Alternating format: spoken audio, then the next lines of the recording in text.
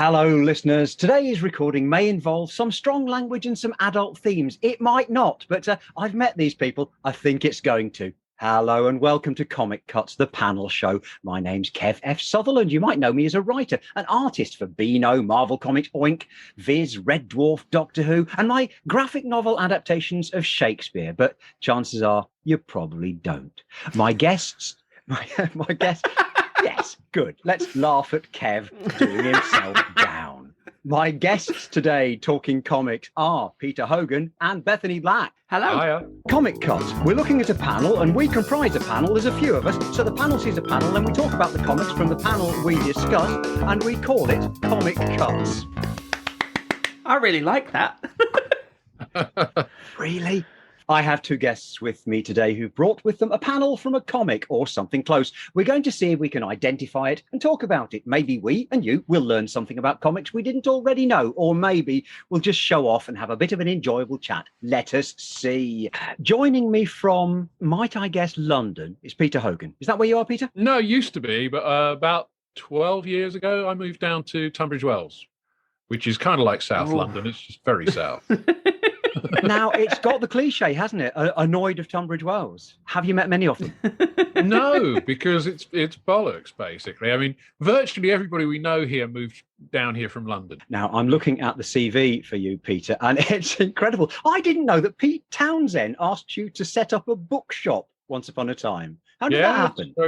It's true. Well, I knew Pete, and he had a small book publishing company, and he wanted to open a bookshop, and I was the only bookseller he knew, in all probability.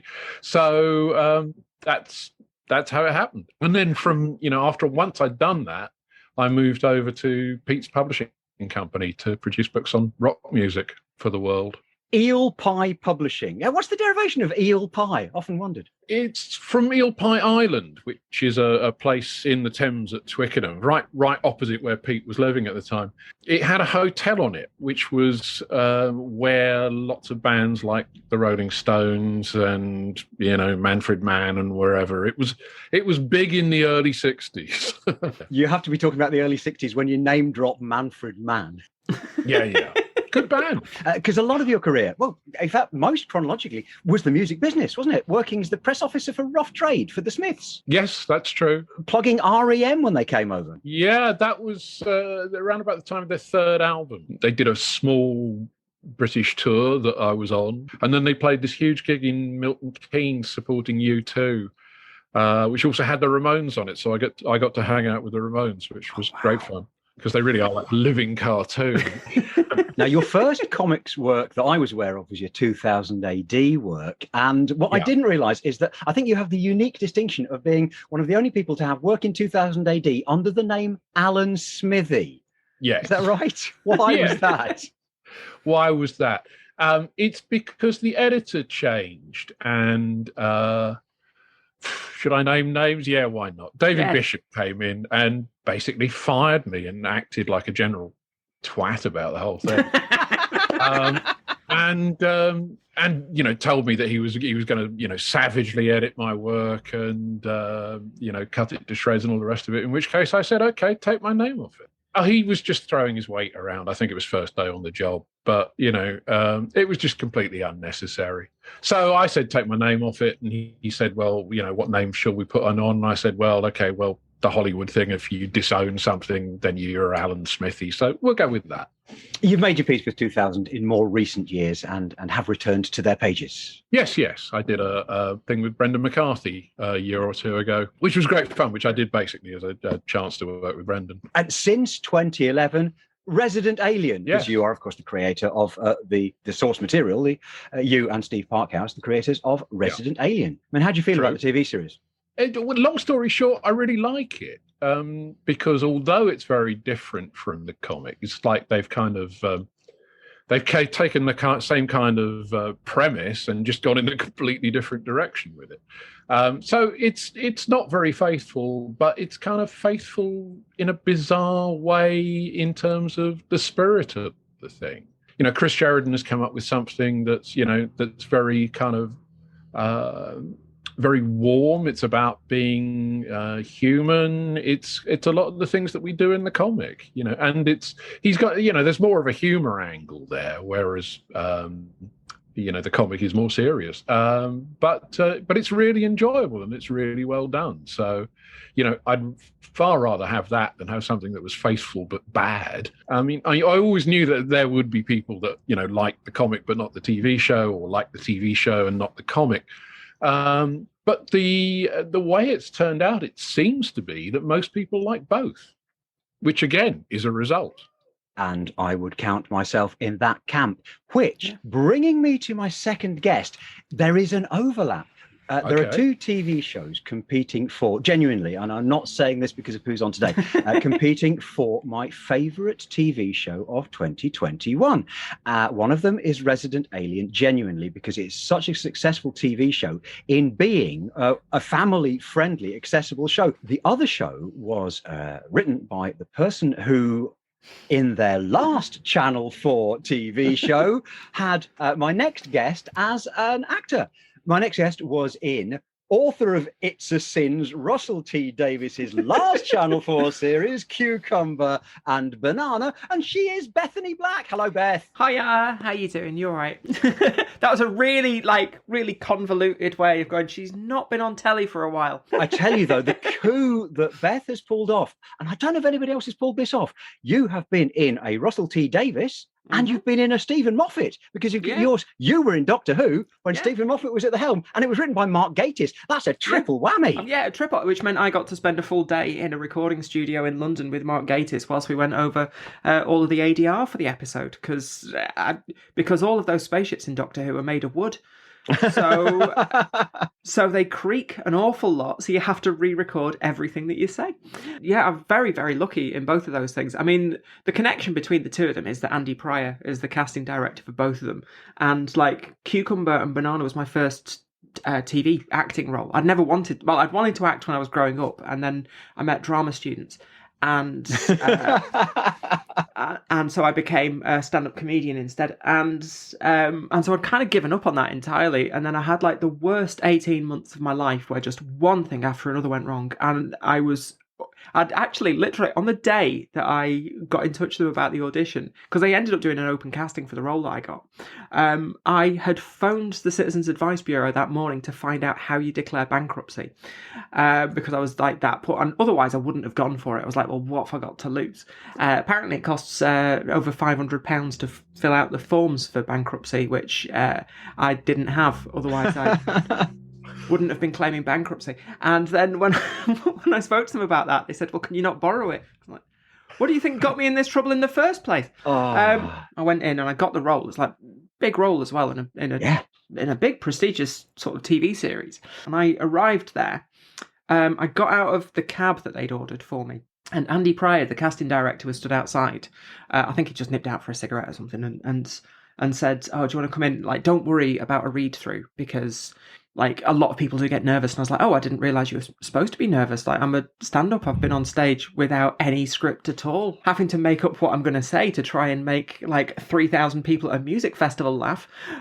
So this seems quite easy, all things considered. And I just said to him, I know what read-throughs are like. I've seen enough Doctor Who Confidential for that. And he went,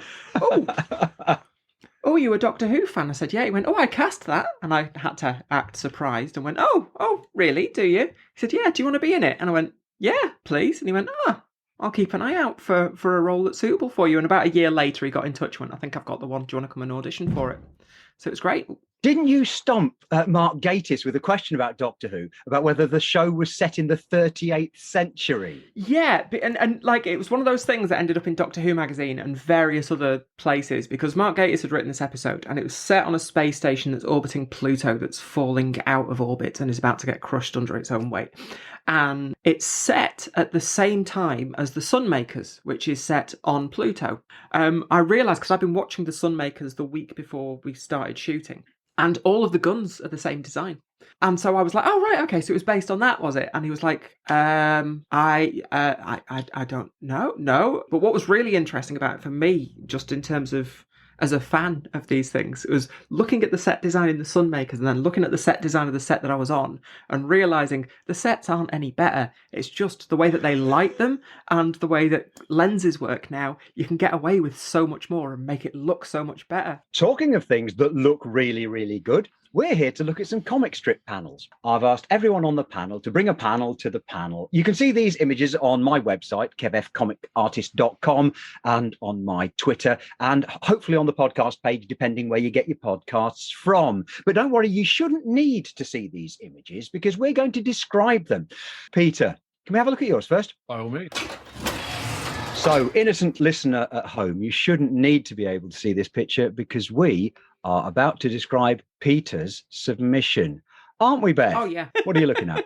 What you can see is the silhouette of somebody holding a cigarette with the smoke billowing around it, saying, "Miss Grant, may I see you for a moment?" And Miss Grant is saying, "Oh, yes, yes." And you can see the top of a 135mm rifle scope within the silhouette of the person who's doing the looking. Automatically showing my ignorance, I thought that was a camera. I thought I was looking at the silhouette of a person presenting a chat show, because the guy with the fag on looks like it's a 1970s chat show. Way behind him, he's in silhouette, and then closer to us would be the camera, although of course that's way too small for a camera. You're quite right, it's obviously a rifle. He's in silhouette, and then beyond there's the woman, very heavy black eye makeup. Yeah. The style of hair drawing and the style of the makeup drawing is much more like the stuff I remember seeing in Jackie and Diana, which my sister got, and Princess Tina, those DC Thompson girls comics. She looks like the drawings that you'd have on the front of dressmaking patterns that you could buy. It's saying 1968 to 1972, just in the eye makeup, the lipstick, the hair. I don't know what to make of the fact that the woman has no ears, because this is a time when earrings were a big deal and ears were still a thing. Maybe the artist is the Rob Liefeld of ears. Well, yes, and with a uniformity of lines, suggesting it's been done with a dip pen rather than with a brush. I'm doing this for the benefit of the panelologists out there, the people who like to study this kind of thing. The flowing of the costume is done with the same. So we've got a fine drip pen for those lines, and then we've filled in solid black. It reminds me of some of the sort of like early to mid 70s Marvel stuff, but I think that's just the colour scheme, which is just of that era. Well, if it wasn't for the fact that there's a page number set into the panel, we're at the bottom of page 3, I would have thought we were looking at a British comic, but that page 3 thing is much more of an American thing. The flat colours don't look like it's been scanned from a 1970s comic, so it might be a reprint of a 1970s comic, reprinted sometime from the late 80s or 90s onwards, which is where you would get these flat colours from. So it's something that was worth collecting up into an edition. I'm going to hazard a guess. Is it from Wonder Woman, from that period in the 1970s, where she was really down to earth and didn't have a superhero costume? Peter, do you want to tell us where's this from? It's from 1969. It is American, and it was written by Stan Lee. That give you any clues? Well, that makes it Marvel. It does make it. And I was wrong with DC. Yeah, because that's what I was thinking. Stan Lee's dialogue is unmistakable pretty much everywhere. Okay, it's from a romance comic called Our Love Story. Wow. Oh, wow. Wait a minute. Is it Jim Steranko? It is Jim Steranko. Yes. It's quite uncharacteristic for Steranko, isn't it? Well, it is and it isn't. I mean, the sort of, the swirliness is kind of Steranko. And he did quite often do things where he'd use spot color or spot black and white. So that sort of contrasty thing between the black and white foreground and the color background, that you see in some of the sort of, Nick Fury strips that he did. Well, one of the big things about Steranko is the fact that he was not afraid to magpie techniques from other artists. I was aware of that when I saw a lot of techniques that I thought were all invented by Steranko, and subsequently realized that when I discovered Will Eisner, that I was now seeing them for the first time. So they were done for the first time in 1948, forgotten about and rediscovered or reclaimed by Jim Steranko. Yeah, but Eisner was the one that I spotted way back when, because there was Harvey Comics did a Spirit compilation in the mid-60s, which was the first time I'd seen Will Eisner do anything. And then when Steranko came along, like a year or two later, I was like, oh, this guy's, obviously influenced by the Spirit. For my generation, the Steranko work that we first saw was when we got Captain Britain, the weekly comic, and his Nick Fury, Agent of S.H.I.E.L.D., which was his defining work for Marvel from the 1960s, was reprinted, and it was reprinted in colour, which was a first for these British reprints. And it was reprinted bigger than the Americans had seen it, and it was in litho, so it looked better than the Americans had originally seen it half a dozen years earlier. And immediately after that, he then did what was termed by many as the first graphic novel, a thing called Chandler in Red Tide, which was done with a panel of picture with a panel of dialogue underneath. It slightly sounds like Rupert Bear, the way I describe it, but it was a paperback length book in colour, and he was really experimenting with new ways of doing these things, drawing from photographs, so he had another style again. But Steranko he really carved into new territory that nobody had done at that time. And this really shows how many different styles he could adopt. This comes from a collection of Steranko stuff that includes his Captain America stories and a few other things. And this is kind of like tagged onto the end of it. So it came as a surprise to me. The one thing about Steranko and reprints I find is that the color is usually atrocious. And I and a number of people have said over the years, what we'd really like to see is a nice big black and white, coffee table collection of this stuff. Colouring of comics from the 60s, 70s, and older is a problem, isn't it? Because if you're true to the way the original viewer saw it, you'd have to print the black lines in grey, and you'd have to make all the colours go out of register. Yeah. And then if you take the colours and make them true, as this reprint has done, they're garish, they're far brighter than you would have let them go as, because the colours came out muted when they printed them in the old process.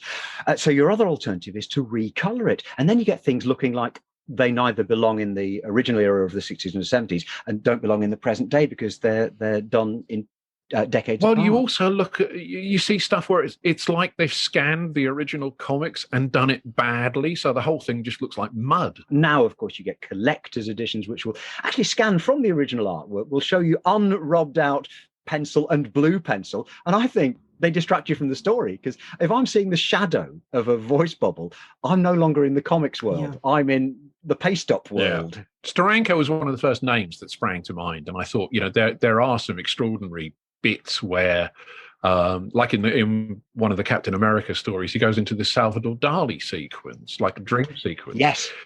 And I thought, yeah, that's fantastic. But of course, it's got dialogue all over it, and it's got, Bucky in the costume, and you think, yeah, this is going to be easy to guess.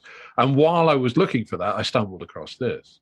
So Steranko did Dali a couple of times, didn't he? He did him in the Captain America story, and he does him on a Nick Fury Agent of S.H.I.E.L.D. cover, which again is just Steranko magpieing. But so many people forget that there are other things to draw on rather than previous comics. So I think it benefits everyone when someone like Steranko looked widely at pop art and looked widely at surrealism and then ripped it off and put it wholesale into his comics. Well, yeah, I think it's kind of at the heart of comics, really, is the fact that, Will Eisner went to the movies a lot, obviously, and was just stealing left, right, and centre from Orson Welles and everybody. Well, isn't the bigger thing now that you're much more likely to get homages or references or nodding, indulgent tributes, because everybody knows, or everybody can Google, or there'll tomorrow be a YouTube video saying, do you see where this comic swipe came from, and telling you the whole story. Yeah.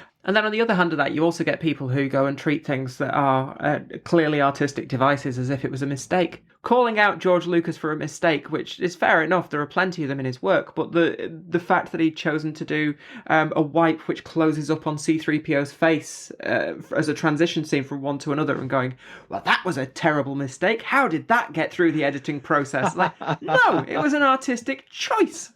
Talking of artistic choices, I think now let's have a look, Beth, at yours. For the benefit of the listener at home, you shouldn't need to see this picture. If you want to, it's on my website, kevfcomicartist.com, and on my Twitter, and it should be on the podcast, wherever you're getting your podcasts from. But as I say, you shouldn't need to see it because we are about to describe it, aren't we, Peter? Yep. You want me to take this one? Please. Okay. It's a rooftop scene, and there's a girl in a very short skirt who has just left the top of the building on riding a motorbike, and she's going, "Bye, Felicia," and chasing her on the rooftop is a running figure of a girl with white hair who, from the Felicia, I'm going to assume is the black cat. And she's going, "What? Do I know you?" to the other girl. For the benefit of the panelologists listening who are sticklers for these things, I would immediately be critical of the order in which the voice bubbles appear, because "Bye, Felicia" is at the top of the panel, and "Do I know you?" In response to having had her name Felicia said, is at the bottom of the panel. But surely the Felicia should appear to the left of the "Do I know you" panel. Maybe I'm wrong about that. I don't know. Maybe it doesn't matter. No, I think you're right. It looks I think great. they should have reversed the panel, basically. The bike's got to go from left to right, but then I'd want to see the person on the bike before I saw the person on the left. Do you know, this is suggesting to me it might have been done Marvel method. But Marvel method, everybody is probably familiar with, is where the artist draws the picture and then the writer comes back in and adds the words over the top. And you can sometimes get this sort of thing happening. Black cat, are we saying? Yeah, I mean, I was going to say black canary. No. I think it's Black Cat from Spider-Man. Who was called Felicia, if I remember rightly. Oh. So it is Marvel method. I'm guessing it's from one of the Spider-Man titles, probably 1980s. And I am guessing from the colouring that it is from the 21st century, but I'll say it's between 2000 and 2010. And I'll have to be proven wrong when we find out it's a Marvel title. But I'm just going to say everything about it to me says a DC title, and I'll say that it's from the Batman universe. Beth, how wrong am I? How wrong are we both? You're both quite wrong, but it's certainly closer than I think I would have got trying to come into this blind had I not realised. This is Marvel. It is from 2018. And it is the unbelievable Gwenpool is the character. Oh, okay. Right. Who is one of my favourite of the Marvel characters. And this panel has lived in my head for such a long time, since the first time I saw it. It's just, I must think about it like 3 or 4 times a day. And I've no idea, like, there's just, it's one of those things that perfectly captures what it is that I love about comics and my sense of humor, I think, in terms of what it in terms of how I would go and if I was writing for Marvel or if I was writing a film based on a comic book, this is the sort of thing that I would have in it, if you know what I mean. The Bye Felicia thing is a reference to the Ice Cube movie Friday. Whoa. The Ice Cube movie. Oh, wait. Ice Cube, the person, and the movie called Friday with him in. Yeah. Sorry, an old person catches up. Yeah, there's a character called Felicia who he has absolutely no interest in, despite her flirting with him. And there's a thing about, and that sort of became a meme across the internet of the, like, Bye Felicia, when you've had enough of somebody and you want them to go away. Gwenpool herself has the pink speech bubble as well, which often in comics goes and denotes that they're not from the same universe as everybody else.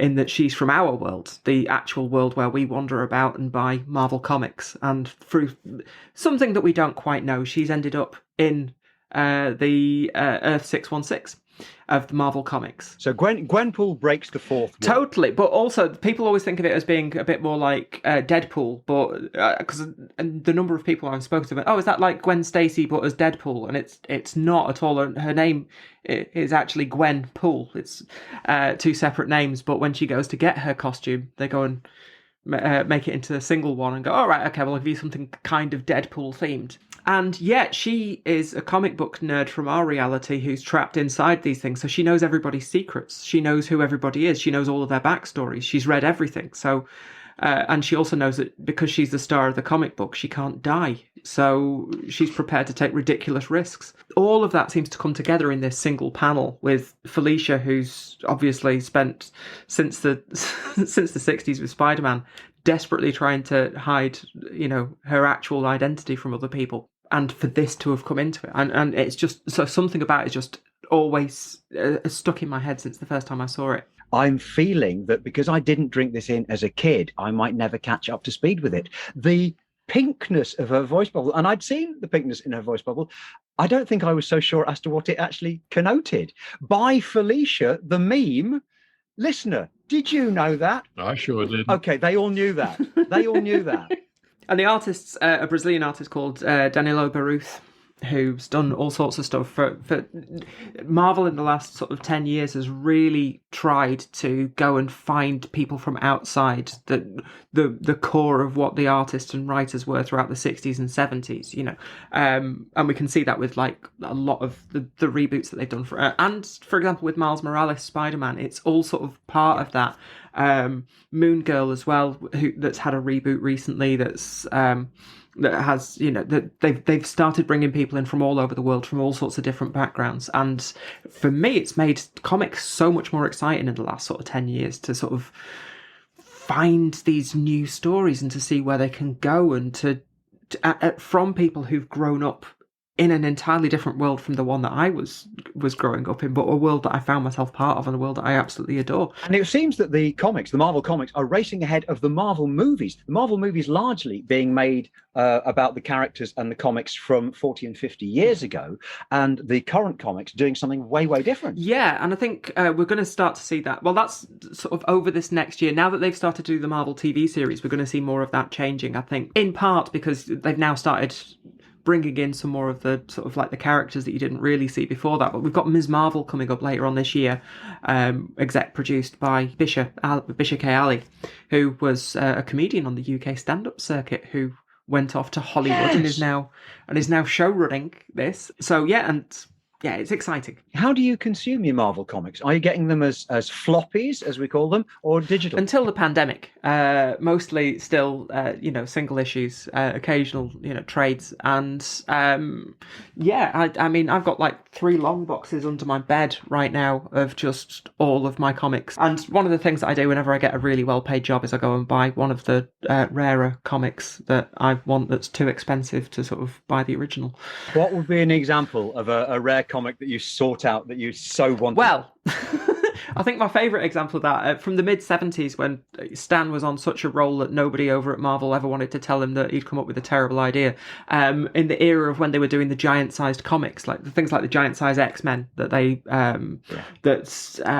included the Days of Future Past storyline and so on. But the one that I bought most recently was the issue number 1 of the hilariously poorly titled Giant-Sized Man Thing. Is that with Howard the Duck? Howard the Duck isn't actually in that one, but yeah, Howard the Duck was related. And again, Howard the Duck is one of the main characters in Gwenpool as well, which is one of the references that I love within this. This is one of the things that means I have to get more up to speed, because Howard the Duck was my favourite as a kid. The original Steve Gerber and Gene Colan Howards. And then Howard disappeared for a while, or was badly used for a while as well. Absolutely. And I think a lot of those characters that are like that are more at the periphery of things, because I think for a long time comics went through this thing of they're for kids, and then all of the kids who were into them grew up, and now they're for adults, and now they have to take themselves too seriously, and these things that don't really take them seriously are not for the real fans, and so we don't want people to be part of it. And I feel like it feels like comics are finally, or at least the American comics of the superhero comics, are evolving beyond that again, and so you're able to get that in. One of the best comics that I've read recently was a recent run of, is it Spectacular Spider-Ham? Peter Porker. Spider-Ham? Peter Porker. Oh Yeah, a spider who was bitten by a radioactive pig.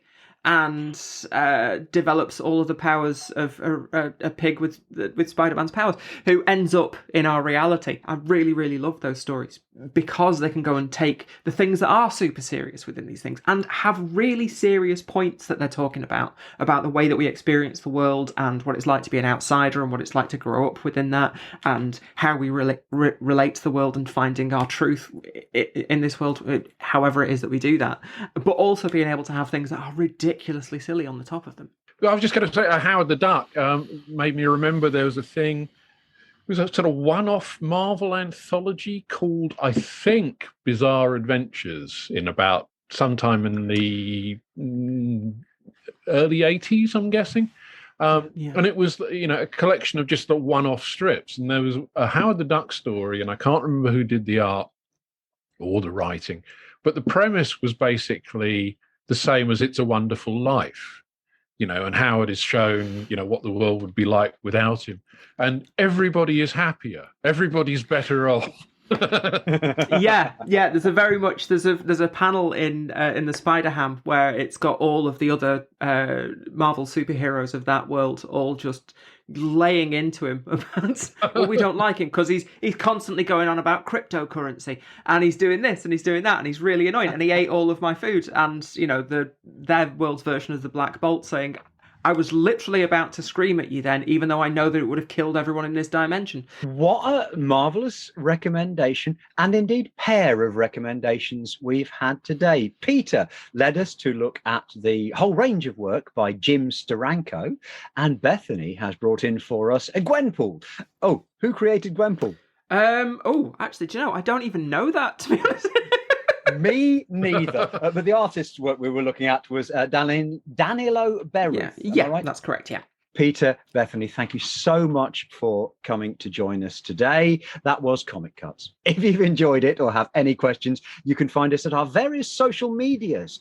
Peter, where will we find you on the socials? Instagram, that's probably about it. I mean, I'm on Facebook, but it's friends only. So. And Beth, where do we find you? I'm on all of them. I've got me Twitter, Bethany Black, spelt with 2 Fs, because I worked with a guy who had never seen my name written down, and he was from the East End of London, and so he wrote it phonetically as Befffernie, Bethany.